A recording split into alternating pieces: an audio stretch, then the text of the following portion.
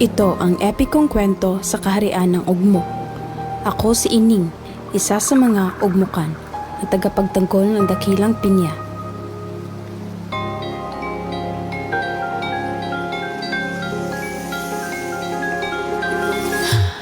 Ate, paano tayo umantong sa ganito? Noong unang panahon, pinag-isa ng Reynang Pinya ang 4 na tribo ng ugmok gamit ang dakilang pinya.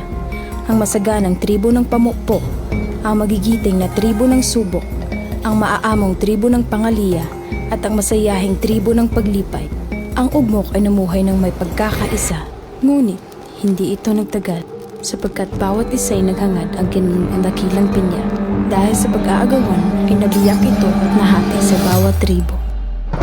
Naggalit ang Reynang Pinya dahil sa kasakiman ng tao at isinumpa ang buong kaharian ng ugmok. Nagsisisi ang 4 na tribo sa kanilang ginawa. Tanging ang may busilak na puso lamang ang makakapagwalambisan ng sumpa. At ikaw yun, Pael. Puntahan mo ang bawat tribo. Pag-isahin mo sila.